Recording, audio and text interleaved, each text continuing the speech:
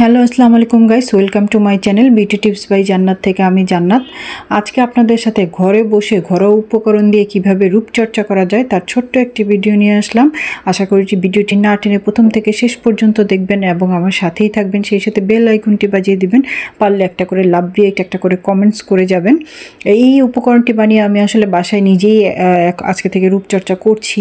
হ্যাঁ, তো ঘরে বসে আমরা কি উপকরণ দিয়ে বানাতে পারি? তো আমি চিন্তা করলাম যে কমলা দিয়ে আমি সাধারণত একটা সিরাম তৈরি করি, যেটা নাকি আমার ত্বকটাকে ফ্রেশ করবে। আমার ত্বকটা ইদানিং অনেক বেশি আনফ্রেশ হয়ে গেছে।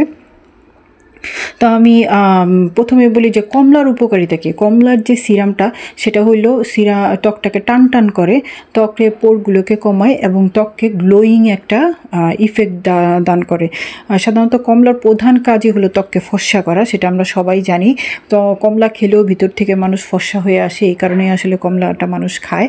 এটা আসলে আমরা আদি যুগেও শুনে এসেছি। তো আমি এর জন্য একটি কমলা নিয়েছি। কমলাটি খোসা ছাড়িয়ে নেব, আস্তে আস্তে করে পুরাটা কমলার খোসা ছাড়িয়ে নিব।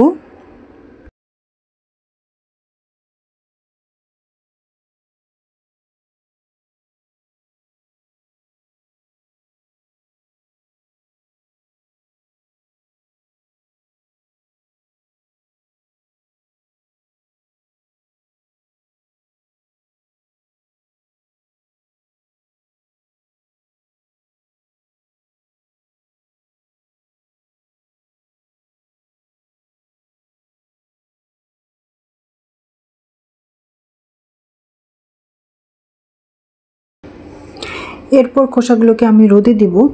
তো রোদে দেওয়ার জন্য একটা পাত্রে নিয়ে নিব, পাত্রে দিয়ে আমি এটাকে রোদে শুকাইতে দিব।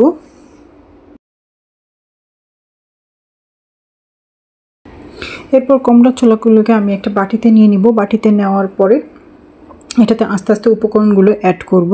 তো এটাতে আমি প্রথমে 1 চামচ গ্লিসারিন অ্যাড করে নিব। যে 1 চামচ গ্লিসারিন, এটা আপনি 4 চামচের 1 চামচ নিয়ে নিতে পারেন। সেক্ষেত্রে আপনি কমলা লেবুর ছোলাটা কতখানি নিলেন সেটার পরিমাণের উপর ভিত্তি করে আপনি গ্লিসারিনটা নিয়ে নেবেন। যদি আপনি 2টা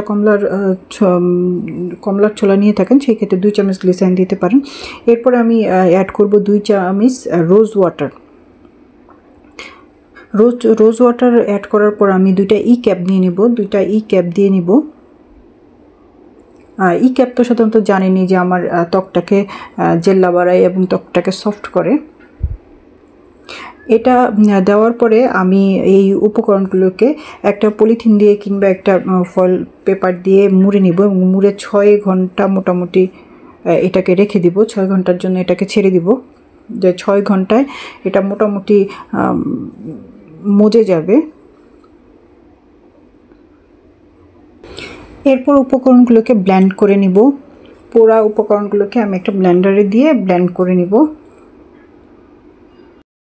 এরপরে আমি উপকরণগুলোকে ছেঁকে নিব। ছেঁকে নেওয়ার জন্য আমি একটা ছাঁকনি নিব।